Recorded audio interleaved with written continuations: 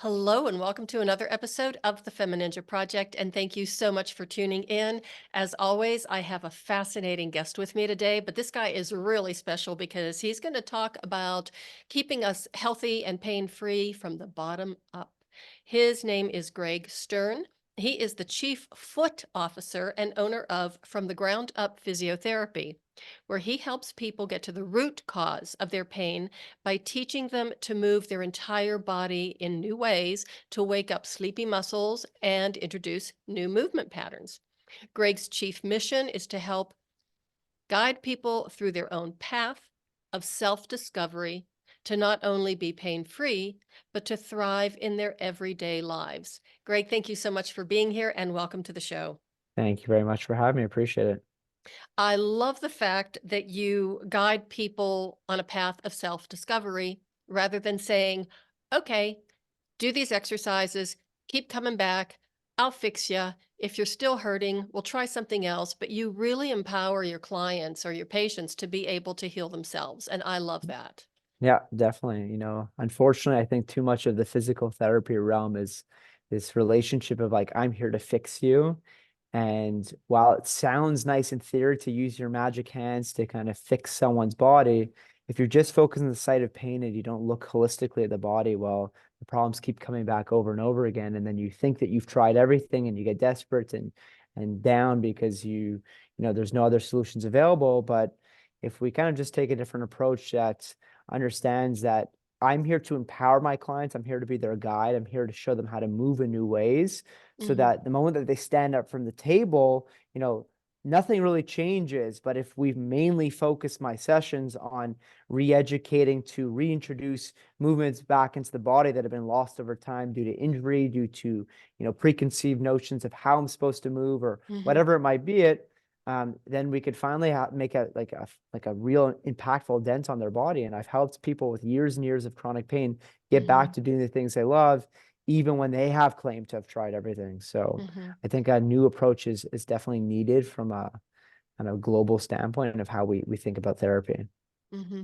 And I love the fact that you brought up going to the area of pain because a lot of times that the site of the pain is not really the root of the cause or the root Yep. cause of the pain. It'll show up in different areas. People would come into me and they'd say, oh, my knee, my knee, my knee. And when I would start working with other parts of their body or showing them to do things differently, it's like, no, I said it's my knee, Mhm. but it's not necessarily 100%. the cause, exactly. So tell us how you got interested in physiotherapy from the very beginning. What Yeah, started this whole absolutely. thing? So, I've always been fascinated in sciences, and initially I was thinking of going to medical school. And at the age of 19, so I'm now 30, so about 10 years ago, I ended up spraining my ankle playing flag football. And up until that point, I had many injuries. I'd broken Hmm. bones. I was always getting lacerations and hurting myself. And I was just a wild little kid. But I would chronic pain is a completely different ball game than acute pain. So acute pain, bam, the injury happens within 6 to 8 weeks, you're back to doing things, and obviously it takes a bit of time, but you're back at it. And this was just an innocent ankle sprain that just never healed properly. And being dumb at 19, I kept playing football, but I was a quarterback, so like I could just catch and throw the ball and be okay. But it was only actually until my shoulder started killing me because I couldn't step into my throws anymore. So I was trying to do everything from my upper body. Did it really take me out of the game? So now fast forward like, 2, 3, 4, 5, 6 months, and my ankle's still in pain post the sprain. And at that point, I started going to see, physical therapists and different professionals. And they were really focused on, doing the banded elastic drills and the calf stretching and the hands-on therapy, and it wasn't getting better. And so I would go to see a different person and it wasn't getting better. And then someone told me to go into orthotics and that still wasn't helping. Orthopedic shoes. And I was in these big, bulky shoes at 20 years old, 21 years old. And now we're at 2 years, 2.5 years. And it's still like bothering me to the point where like I'm pretty depressed at this point because I can't do the things I want to do anymore. I'm standing for barefoot for like 10 seconds and I'm in constant discomfort. And it's just this nagging, buzzing pain that's always there. And eventually we started looking into surgical options. I ended up going to see a specialist for like a foot and ankle specialist, and they operated on my foot. And after the operation, like this moment of thinking like everything's gonna be better. And then like, I start being able to walk again. And then I start getting new hip pain, new back pain that hadn't been there prior to the surgery. And I'm like now like, this real like moment of like faith in this surgery actually turns into a bigger nightmare than I was feeling prior to the surgery. And I was in a real big rut at the time. And I was thinking, like, well, is this it? Like, what's happening here? And so I ended up starting to like make this moment of decision. Like, I need to find out what's going on because, all these physios are not really helping me. It's just a symptomatic, feel better temporarily or not really at all. And so I started to take a deep dive and understand like the feet and the ankles. And I found different groups and mentors and people on the way and just started to like devour knowledge that was available Hmm. online because at the time I was still at this point. This is like I hadn't chosen physical therapy over medicine. I actually applied to medicine probably reluctantly. My parents were really pushing that, and I decided fortunately, I didn't get into medical school because it wasn't my path, and I got into physio. But even once I got into physio, I realized that what they were teaching me was the exact same treatment I was receiving. And so I just had to like go along with getting the degree and like learning whatever I could take from it. But really all my knowledge was coming from like these external sources and continuing education opportunities and workshops. And I started finding like the best therapists around the world. And slowly but surely I started chipping away and, you know, fast forward many, many years later of lots of suffering with hip pain, back pain, my foot Hmm. pain. Now I'm pain free. I go hiking barefoot. I could stand Hmm. barefoot all day long. I go slacklining, so I could walk between two trees, no problem. And so I'm very obsessed with movement and movement quality. And I now get very unique results with my clients for my own selfish journey of like, how the hell do I get better myself? And now Hmm. that I've accumulated all this knowledge, I pass it on to my clients. So, yeah, I'm that's just, kind I'm really curious about one thing. Do you get any pushback from the traditional physical therapy world or realm? I Or don't do really they even know interact what with it, to what be you're doing? honest. Like, yeah, people see what I'm doing online, and I have some physios that come to see me for their own body. Um, one of the things I really want to get into, like as I won't say everything becomes easier, but like it is bread and butter at this point to help people that have had years and years of pain get back. But what I constantly hear is, I've tried everything. And what I know I've tried everything means is really doesn't even scrape the surface of what I Mhm, consider to be good physical therapy, which is to be mhm, physical, not to be passive on a mhm, table, lying on a mhm. plinth and be like, oh, fix me. So Right. where I just know is that like my next calling is to start like impacting more of the industry and doing some more education and mentorship myself. Mhm, But I don't really get pushback because I kind of exist on my own little bubble here. mhm, Yeah. mhm. So, I have a very similar story.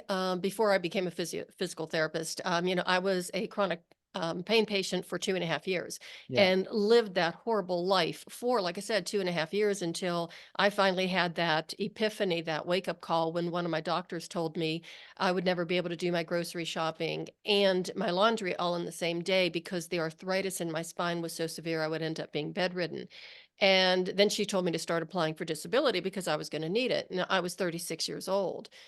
And I told her, I says, you don't understand. I'm planning on going back to ballet class. And she said, no, you don't understand. This is going to be the rest of your life. You will never have the life you had before. And that's when I went home, hit rock bottom, and a couple of days later found that fighting spirit and said, no, this isn't going to be my life. And then I ended Well, up going to physical therapy school and realizing, oh my God, what did I do to myself? Because obviously PT didn't work for me. Why do I want to try and do this to other people? So that's what launched me on my own personal journey. So Well, you worked give me out. shivers when you say that because you know what what irks me as well. Not only does the current state of our physical therapy industry, which is site of pain, site of problem, my Yeah. hands are everything, put electrodes. Let's not like do anything that's weight bearing. It's like doing these banded elastic drills or anything that doesn't actually mimic the way that we use our body in real life. But Hmm. the other thing is that, those doctors' words are super powerful and they don't realize the power of their words. For someone to, you hear the classic Hmm. example all the time, all the time. The Hmm. doctor said they're Hmm. never going to walk again. The doctor said, it's like, well, you have two types of people in the world. So your words are my reality, and Mhm. this disempowering message, which I Mhm. have zero idea why someone would try to cut hope under your legs like that. Mhm. Or you kind of say, screw you, I'm gonna like you find that inner courage. But Mhm. what is the objective? And it literally kills me inside. What's the objective of you saying that? Obviously, it's because like their lack of tools being medication, surgery, or imaging, Mhm. like we overdiagnose and focus so much on medical terminology. I have never Mhm. used the diagnosis once in my clinic. Someone comes to me for back pain. Okay, I look at how they're moving, I see where the limitations lie, I test out their strength, and then I kind of just draw out a simple picture of a foot, a knee, a bum, a back. And I'm like, okay, ideally everything is doing about 20% of the Mhm. job. So when you go about using your body in everyday life, it's Goldilocks. Everything is working like it's supposed to. But remember that test when I got you on your side and I asked you to push up and you couldn't really hold me? And remember that test, blah, blah, blah. And so I paint the picture like, all right, well, basically what's happening is your body's just not loading ideally right now. And what we need to do Mhm. is re-educate it how to load properly. Mhm. And guess what? The pain goes away as a byproduct of better movement. I didn't use this degenerative disease or give them this scary sounding word where Mhm. all of a sudden they like there's a label on them that they have for the rest of their life. Because what's the Mhm. point? There is no point. But like we're in a system where like the doctor feels better about themselves because they like said like a word to you and they get to pat themselves in the back because Mhm. they found it in which page in their textbook that they got to Mhm. diagnose. It's pointless. It's like Mhm. empower people with solutions, not with the names of the scary sounding Mhm. itis that you think that they're going to have for the rest of their life. Because if I gave you like, hey, you're never going to walk again, like, or you don't understand like that, like I get shivers when people say that because Mhm. people tell me that all the time. And then 6 weeks later, they're smiling and they're bouncing, they're hopping. Like I want people to, go and be better than they were before coming to see me. That's the whole Mhm. opportunity I have is to see potential in your body rather than just like okay, this is the best it's gonna get. Yeah. Well, I love your philosophy and I really love your passion because it really speaks to me and I can really identify with that. But, if I were a suspicious person, which I will admit I really am, I wonder if some of those statements is a way of controlling people, because I mean, I think that way. It was like, what would anybody have to gain from telling me that, because at the very end of her little speech, she said, "But don't worry about it. We will take care of you." And I In think what that's way? what probably lit the fire underneath me more than uh anything else. It's like, yeah, "No, thank you. You're not doing such a great job right now. I think it's time for me to take care of myself." So yeah, absolutely love your approach. It is so empowering and just it gives so many people hope. So I want the listeners to really take that point is that the body has an incredible capacity to heal itself. yep, yep, And just what you're telling us is proof of that it can yep, be done. yep. We just need to create the right environment for that healing to take place. But whatever you're currently doing is obviously not correct or it's too much of load or whatever. And the body's like signal of pain is just a call for help, a call for Mhm, change. It doesn't mhm, necessarily mean, there's something damaging or harmful. It's mhm, just like, all right, like we need a kind of a check engine light is on and we got to, address and look mhm. under the hood and see what's going on. Mhm. So now I want to talk about the barefoot stuff, okay? Yep. Because Yep. as a dancer, and I still, at Hmm. this advanced age, I still take ballet classes and some other Cool. dance forms too. Yep. So feet are very important to me, and especially because in martial arts, you're being very grounded, of course, from Yep. your feet as well as your pelvis, and you're going up and down the kinetic chain. So if you want to talk about the feet, and even how that one injury that didn't seem so severe, that ankle sprain that you had when you were a teenager, ended up just blowing up and having this cascade of different pain syndromes, and how the feet really do affect, like I said, the entire body, and how an injury like an ankle sprain can throw everything off. Yeah, absolutely. So, the name of my company is called From the Ground Up Physiotherapy, and it's all about from the ground up. Our foundation impacts the rest of the body. Just so we could easily think about a building, and without a solid foundation of a building, the building collapses. And so it's not so rocket science to understand that the body is connected. So, there's that the foot bone's connected to the ankle bone, Right. that whole the whole little song and dance there. But What's important to understand when it comes to our feet is that they're extremely complicated so that our shoes do not have to be. So if we Mhm. think about evolution, it created a very incredible piece of machinery with 26 bones, 33 joints, hundreds of tendons and ligaments, thousands and thousands of receptors on the bottom of the foot. So it acts as a sensor, but it's also this structure that's meant to be mobile as you walk and then stiff as you push off. So Mhm. essentially, the foot actually flattens out with every footstep we take. I actually have a foot here. Give me 2 seconds. Ooh, good. Right over here. All right. So we got ourselves a foot. My headphones are getting caught. Okay, so we got ourselves a foot. When I bring my knee forward, you're going to notice that the arch actually descends or Mhm. flattens. And then as I push off, it's like the foot becomes stiff again. It Mhm. flattens, it re-arches, flattens, and re-arches. Now, when most people hear the word flat in feet, they associate with that being a bad thing. Now, hundreds of thousands, sorry, I should say billions of people in the world have flat feet. And that's not a bad thing. Our foot, I don't care if someone walks into my clinic with a flatter foot or a high arch Mhm. foot. What I care about is does the foot change shapes or is it locked into one shape all the time? Because our Mhm. feet are meant to descend, absorb, and then propel like a trampoline, goes down, goes up, goes down, and goes up. A rubber band that's meant to stretch and recoil, stretch and recoil. That's how our muscles work. But if the foot doesn't flatten out, well, now the foot like interacts with the ground like a rubber, like a cement block. Bam, bam, bam. Mhm. It's not articulating with the ground and Mhm. becoming mobile. And so joints upstream now have to start absorbing the load, like our Mhm. knees, like our back. So that's why so many people have knee issues when it comes to like, running or just regular walking. Mhm. That's not the act of running is bad. It's just that your feet aren't moving and you're using these very, very stiff, rigid footwear that doesn't allow the foot to move the way it's intended. So we think back for hundreds of thousands of years, we walked barefoot on this planet. Now, shoes are a great invention if they are there to protect the foot, but not impose on the foot. So what I Mhm. mean by that is that a shoe should be wide to allow our toes to be completely spread out. Mhm. Now, we can both agree high-heeled shoes that are shaped like a triangle Mhm. are not the shape of a natural foot. Mhm. But nor is an Asics, a New Balance, a Nikes, a Brooks, or whatever you name your favorite running shoe. Every single shoe in the market tapers in slightly. So our Mhm. widespread toes, you and I are both in cold environments right now. You wouldn't want to wear mittens your whole life because your fingers would get glued together. It's the Mhm. same thing with our feet. So bunions, Morton's neuroma, all the issues that people face with their feet and they think it's genetics. It's not genetics. It's Mhm. just the fact that you're wearing the same width shoebox that your parents wore. So that's one thing is the width of the shoebox, yeah, of the toe box. The other thing is that we do not want arch support. Our shoes, again, I got different examples over here, should be completely bendable. Okay, they Mhm. should be completely flexible and move because just like, if you put a cast on your arm and Mhm. you're in a cast for 6 weeks, is your arm going to be stiff or is it going to be loosey goosey when you come out? It's obviously going to get quite stiff.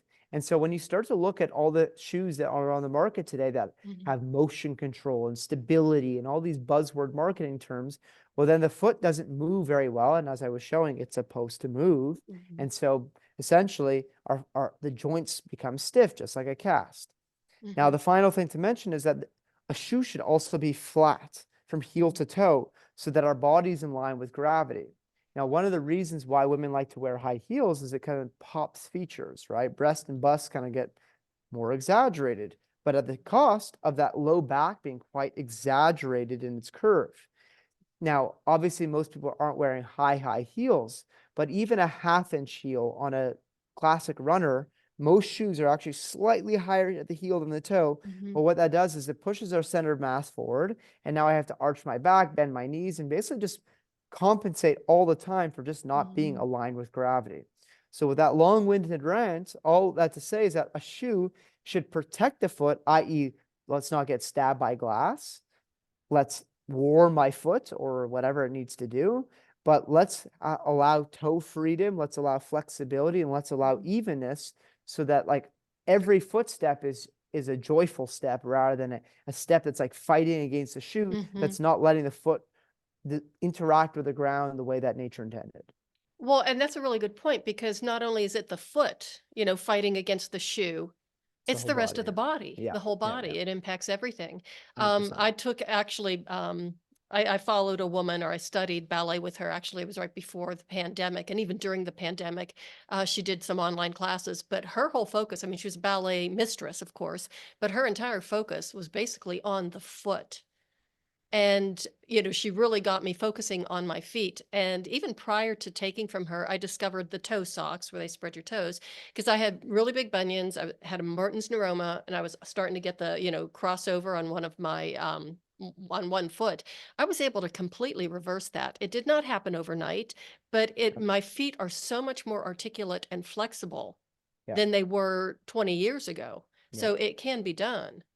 Yeah, it's just like any other part of the body. You go to the Mhm, gym because you could believe that your body is capable of making change. Well, the feet are mhm, just the same way. It's just the way that people load their feet is generally like reliant on an external source. And so they mhm, think like, oh, it's normal that my feet are tired and weak, like and painful at the end of the day. And like I had chronic pain for so long, and now like I'm energized at the end of the day. My feet don't hurt at the end of the day. mhm, Like I go for long, long walks with like minimalist shoes on, and I feel mhm, totally fine. And so, mhm.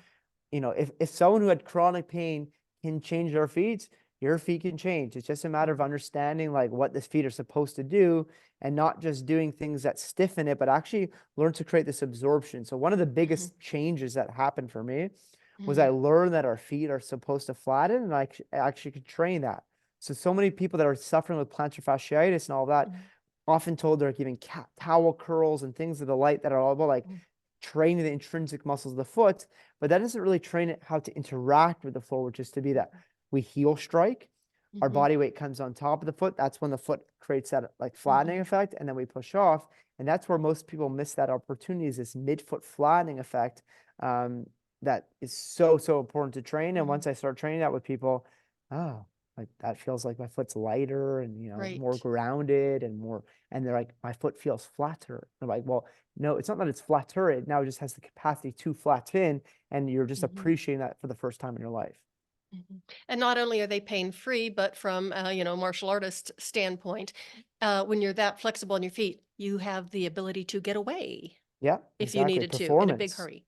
Yeah. So it's not just like for me, it's like pain and performance are the exact same thing. If you want to Mhm, get out of pain, you got to move better. If you want to be a better performer, you got to move better. And so mhm, like on the journey of getting pain free, well, we're actually accumulating skills along the way. It's not mhm, just like going and like, oh, I get a massage, I feel better temporarily, but I have to mhm, come back 3 times a week, and like I'm mhm, reliant on that mhm, person for my pain relief. No, like I'm giving my clients the tools that they could do, so that if they ever have a little setback, oh, they don't have to come see me again. Of course, mhm, I'm there for them, but mhm, just go back into that debrief I mhm, sent them, watch the videos, and practice again, mhm, because mhm, like these are skills that our body mhm, should have integrated into its system. mhm. And then, of course, your patients don't freak out if Yeah, they have an exacerbation or yeah, just a small flare up, yeah, because once you're out of pain, I mean, it just, you feel so much better. It's so liberating, but you're terrified of ever going back to that yeah. pain state. But yeah, to be able to take care of yourself and understand your own body in that way is just, like I It's said, I just school. keep It's like going back school. to empowerment. Yeah, yeah, yeah. Well, you know what's interesting though? Like I have a different mindset now around like weakness. Well, like Mm, I try to empower my clients to see like, look, let's say one leg is completely different than the other in terms of how it loads. Well, now we've just like tapped into such like, all this hidden potential that you weren't aware of. mhm, So if I ever have like a little discomfort here and there, which happens less and less, it's like, mhm, ooh, what can I learn from this? How can, obviously it's tough to see that in the whole of being in chronic pain, but mhm. nowadays, it's like, oh, how am I being less like, how can I optimize my efficiency in my system? Mhm. When I was going through my chronic pain syndrome, and, I look back at it now, and that was 30 years ago. And the way I can function now is just, I mean, if somebody told me I would be able to move like this at the age of 67, I would never have believed it. First, I would have laughed, and then I would have cried because I thought, there's no way that's ever going to happen. But it's so amazing because our bodies are so, and our minds, our brains are so malleable Yeah. and so flexible as long as we, again, give it the attention it needs and wants and deserves. Out of curiosity, did you ever go back to that doctor and tell her what state of being you were in afterwards? No, and that's really interesting because people have asked me that, and I think I was just so well, pissed off Yeah, yeah. and, just so focused on my own journey that actually, in some ways, she was right because, and I thought about this one time, it was about 20 years later. So I was in my early 50s, maybe mid 50s. And it was like, oh my God, she was right. I can't do my laundry and my grocery shopping all in the same day because 3 days a week, at least 3 days a week, I would take a professional level ballet class. It went for an hour and a half. And then I would get in my car and I'd just drive across town and go to the dojo and do an hour and 15, There we martial go. arts class. So it's like, I like this better. Yeah, it's a better combo of Mhm. activity But than the but, laundry like you and said, it's the when people start putting the labels and the diagnosis and you limitations. Yeah, have this, it's like, it's a don't do that. And even, yeah. with my own clients, I have since closed my physical therapy practice, but, they would say, "Well, I'm gonna bring you the medical reports. I'll bring you all these test results." And I says, "No, you're not gonna go there. We're just, you're gonna walk in Yeah, like." people want to show that to me. I was like, yeah, you can bring them. I'll glance at them just to like, because you went through the trouble of getting them, but like it's Yeah, not going to change the way I treat you because I yeah. I need to see. Well, again, like the listeners may or may not be aware, but like let's say I take 100 people off the street and none Mhm, of them mhm, reports have back pain and they get an MRI. You're going to see some scary sounding things in that MRI, disc degenerative disease, disc bulges and this and that, but they don't have pain.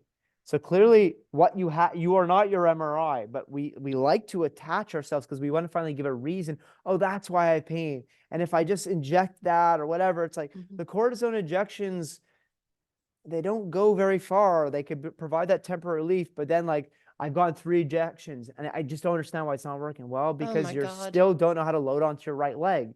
And so, remember that ankle injury you had 20 years ago and Mhm, you never got back to fully using and you could mhm, see all of a sudden like that you feel completely uncomfortable on the side. Well, what's going to happen is your body finds new strategies of operating that served you well at the time, but no longer mhm, serve you.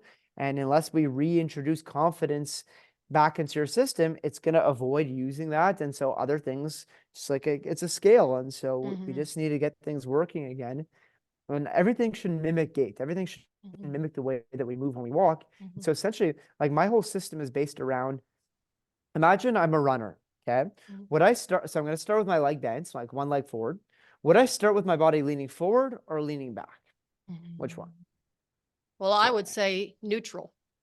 Well, like let's say I'm about to start a race. Okay, so if I want to Okay. start a race, like, am I going to lean back to start a race, or am I going to lean forward to start a race? Well, I'm going to guess leaning forward, but you have to understand that I am somebody who is absolutely allergic to running. Okay. And the Yeah, only time but I the have answer is ever, correct. Yeah, yeah, don't worry. So good, like the just think only about time, like the sprinters that are starting on the block, they're like uh-huh, down in the block and like, they're like 100-meter sprint. They're mhm, like really loaded up forward, right? And the reason that they do is to kind of like imagine that the rubber band is being stretched and then the gun goes off and they bolt off, right? mhm, So essentially what I do with my clients is I get them on one leg and I have them shift their weight forward enough that they feel like their midfoot and their forefoot get loaded mm, and leaning slightly forward. And this is a new position for most people's body because most people, when they bend their knee, their ribs actually fall back. And so mhm, what's happening is their lower back is in that compressive state. But if I just kind of karate chop them and have them lean forward and shift their weight forward, all of a sudden they feel their foot get loaded, their calf get loaded, and all the muscles kind of kick mhm, on in that kinetic kind of, ignited way. Because otherwise, if my leg doesn't turn on, I'm going to fall on my face. mhm, And now I just get them to side bend, to rotate, mhm, to explore moving their body in all sorts of planes of motion that they kind of forgot how to do or their body's mhm. avoiding. And all of a sudden, people's legs start quivering, start convulsing in these crazy Wow. ways Mhm, because we're loading into these areas that have been completely forgotten about. And that's what creates pretty profound results relatively quickly. Because again, I'm just like lighting a fire under their butt of like these dormant muscle patterns, like you said in the intro. mhm, And all of a sudden their brain goes, like imagine a Christmas tree that's lit up. We want more mhm, lights than less lights. So a lot of people that are in pain, it's like all their lights are kind of like very dim. And I want to mhm, just get everything lit up so that like the whole chain can be engaged rather than just mhm, like, oh, it's always my back being overloaded. mhm. So could you just talk briefly or even extensively about like some of the intrinsic muscles of the body? Because what you were describing, especially when you're shifting the weight and loading the foot Mhm. now on the forefoot instead of being back.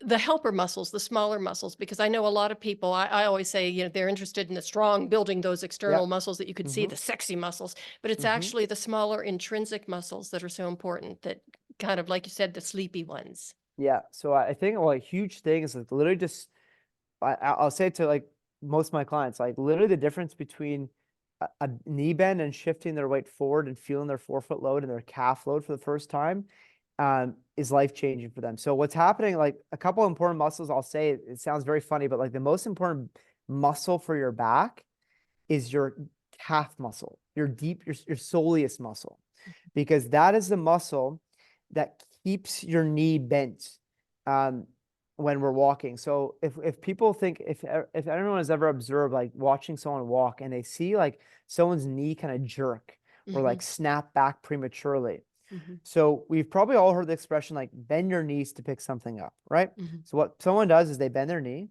but as they're about to stand up, what happens is their knees kind of extend backwards prematurely, and then they lift up and their nipple line Oh, flies to the sky and they overload their lower back. uh-huh. But if I keep my knees forward as I stand up, then my hips go forward and my knees stay forward, and now the load's well distributed through the whole lower leg. So oftentimes, like we think that like our backs have to be straight all the time when we pick things up. That's actually Hmm. not true. What I Hmm. care about is just keeping that position more in the midfoot, forefoot, the knee stays bent. Think about the strong men that pick up like a 500-pound stone. Hmm. They're completely rounded their backs, but Hmm. as they pick it up, their knee stays forward and then their hip extends forward. Hmm. So the deep calf muscle is one huge muscle that like Hmm. I would say is super important. The other thing is when it comes to like their midsection is that a lot of people present with very flared lower ribs. Hmm. So imagine, we're walking on the street and I'm hiding behind a corner and I scare you. What happens? Your kind of chest pops Right. up and you're like in fight or flight mode and you're like the cat that's kind of scared, right? But what I often coach to my clients is that I teach people how to exhale. Hmm. Get the ribs to start coming down, down, down, Hmm. so that their backs, instead of being this arch state, could actually learn Hmm. to slouch. Hmm. Slouching is not the devil. In fact, learning how to relax your back and get it into this rounded position is super Hmm. important. So what is responsible for that is kind of these deep muscles, the obliques, the transverse abdominis. So oftentimes like people like try to cue it on in Pilates, but all I need to really do is get people to exhale, Hmm. really lengthen out their Hmm. exhale properly, their ribs are coming down. And instead of kind of sniffing back into their old state, if you Hmm. breathe quietly after a long, long exhale, now we got to start to expand the rib cage in all directions, and a lot of nice things happen. So, I Hmm. mean, obviously, there's lots of small stabilizers throughout the whole body, but Hmm. like get someone's body forward with a knee bend, learn to slouch your ribs, get their, the long exhales, and, Hmm. lots of nice things start happening from there. Hmm. And the former respiratory therapist in me just loved that Yeah. explanation. Cool. Nice. And getting that kind of flexibility in the chest Yes. Yeah. Yeah. is just, I mean, that is a game changer Yeah. Like for, yeah, go ahead. no, but for a lot of different things, not just for, your structure, but for, your cardiopulmonary system, your lung function, all of Just that, your nervous system, because and like your you're nervous not system. gonna like if you're like this all the time. So everyone's been told keep your shoulders down and back and chest up equals good posture. Okay. Hmm. Hmm. Now watch any fighter. I've got a quote here with McGregor in the background. Some people hate him, some people love him. The point to make is watch a fighter move. Are they in good posture, quote unquote, or are they relaxed? They move Hmm. through their ribs. And so, like, Hmm. one of the practices that I actually do that's something relatively newer, kind of in the fitness world, is something called rope flow. And I encourage everyone to check this out, rope Hmm. flow. So instead of jumping through a rope, okay, Hmm. I take a rope, and essentially what I'm doing is I'm creating a figure eight pattern where Mm. I get my one shoulder going down, one shoulder going up. And so what creates is this nice, like kind of belly dancer effect. Mhm, And so all my ribs are moving. And so one side's very short, one side's very long. And then I go mhm, back and forth. And so when it mhm, comes to like, how does a belly dancer have such control over their midsection? Like, mhm, I'm not a dancer, but because I've done rope, like the way I move right now is insane compared to how I used to move just a year and a half mhm, ago before doing mhm, this rope flow practice. So, yeah, ribs need to move and not be stable. So when we go to the gym and mhm, we hear core tight, abs tight, glutes tight, what we're doing is we're getting really good at being in a plank. Now, I don't mhm, want to move like a block of wood. I want to move like mhm, someone who has mhm, control over their midsection, mhm, fluidity, mobility. Mhm. not core stability. So I think there's way too much pushing Mhm. towards like planks and things that like maintain a position Mhm. rather than like teach me how to like get outside my Mhm. comfort zone and explore the boundaries of my movement. Well, what you're describing, and for the people who are just listening to this audio, do go on YouTube and just watch Greg move. It's very organic, it's very visceral, and it's natural movement. And then, of Yeah. course, going from a martial arts standpoint, and I know you've studied a couple of things, and you're planning on doing some more. You need that type of fluidity to be able Yeah. to move. You Yeah. don't want to be held and static because then if a tiger just comes, flying into your clinic intent on attacking you, if you're rigid and you have to do something to be able to escape, Yeah. well, it's too late. Hold But if on, you're tiger. moving, Let me stretch out my hamstrings for a second before I right? run away, you know? So that's kind of that whole philosophy is just like you don't need to warm up if you always move well. Like of course blood flow is good for sure. Like Right. don't get me wrong, your tissues want to be warm, but like I don't really do like static stretching. I just use full length Hmm. movements that are full body in nature, and that's how I gain my mobility. I Hmm. don't have to like your body doesn't want to actually like just hold static stretches. It goes Hmm. against the way that we use our body in gaits, which is walking. Hmm. So it's like I load one side, muscles contract, and then they send me off the other way, Hmm. you know? Well, thank you so much for bringing that up because that's another thing that drives me absolutely crazy is when I see people do the static stretching. No. And even more so than that, if they start doing the ballistic stretching, it's like, I can't look, I can't watch, Yeah. and I see that all the time in ballet class still after all these years, just they're sticking their leg up on the bar and trying to stretch. And it's like, oh, Yeah. why don't you just mobilize your joints instead? Yeah. You'd be a lot happier Yeah, and more yeah, exactly. We flexible. have to focus on the position of joints and muscles Hmm. react to those positions. So Hmm. it's like I should experience one shape and then the other Hmm. shape. And so if I see a client that like avoids a shape, i.e., Hmm. like a certain type of, I ask people to touch their toes, to side bend, to rotate. If they're avoiding a shape, well, I need to basically introduce that shape back into their body. And it's Hmm. the sequence and system of muscles that respond to that shape without me like having to poke at their table and be like, oh, I need to get this muscle on. Right. If only this Right. one muscle. So we always blame like certain muscles, but instead of just understanding that like joints act, muscles react instead of the other way around. Right. Oh, I love that. Oh, I just heard a choir of angels begin to sing. That was just absolutely beautiful. And so now you're talking joints and muscles and that relationship. I really want you to share with the audience a few things. Like your YouTube channel is just absolutely phenomenal. You have so many videos on there, and they are all educational. And when I was going through them, and they're also practical. So I really want you to share, some of your links with the audience and how people can get a hold of you too. Do you work with people online or are you only in person? No, no, I do both. Well, one of the things that I've recently kind of realized is, given the fact that, like, unfortunately, I would say, in my opinion, not all the industry is up to the par of where I would like to be, and like, I can't wait for that to happen, and I want to get this information into more hands. So obviously, I started sharing information online through Instagram, YouTube, Facebook, except TikTok, all that jazz at Ground Up Physio. So the word ground up and then physio is PHYSIO. And then I recently packaged together, different online mobility programs that are intended for people with foot pain, knee pain, back pain. That I would love, I'm happy to share a discount code with your listeners, and we could set that up.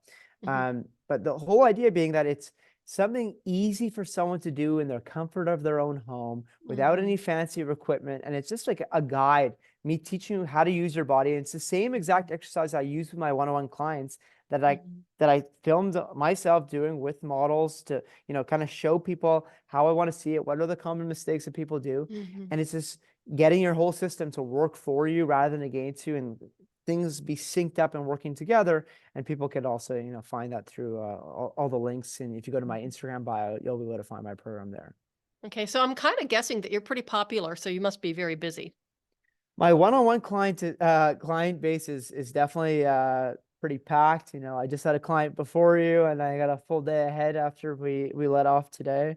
So yeah, I definitely want to scale in different ways and free up a bit more of Mm-hmm. my time. But for the time being, yeah, I'm pretty busy. So it's a fun grind, but Mm-hmm. that's where I find myself right now. Well, it's a champagne problem. It's a good one to Yeah, have when you're that yeah, busy, yeah. right? Yeah. Do you have one final like tidbit for the listeners before we sign off? One little pearl of wisdom. You've given us so much fantastic information. I mean, this has been like music to my ears and just, candy for my soul. I love that. I would say, if you're in pain right now and you're listening to this, realize that like your body is trying to communicate something to you, and let pain be your teacher. Mm, Of course, it's not comfortable. Like, I'm not discounting. Like, I remember when I was waking up every day and I was down. But like, if you could use this podcast as like a spark and reach out, like what brings me the most joy is seeing people leave my clinic and they're like, "Oh, am I supposed to feel this better this fast?" I'm like, "That's the idea. Like, I want, so." If you use pain as your teacher rather than trying to mm, kill your pain, but you listen to your pain and you mm, find the right mentors. It could be me, it could be someone else. But you use that as an opportunity to like reframe it, and like, I can be better than when I was mhm, before this injury. I can act, the body heals itself. You mhm, and I are both examples of this. Like, I mhm, wasn't slacklining and rope flowing before my injury.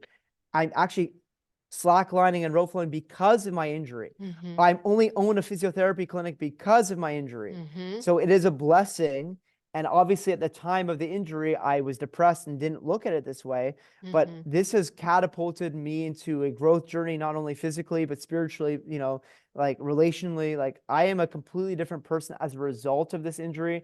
And so mhm, if you see it as that, as an opportunity, as a gift rather than a mhm. curse, like, the sky's the limit.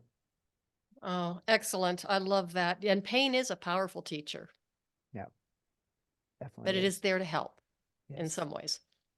Greg, thank you so much for being here. It's been fantastic. What a great conversation. And, I wish you all the best. I'm really going to be watching you on social media because I love what you're doing. And I just, I'm very grateful for having you here on the show with us.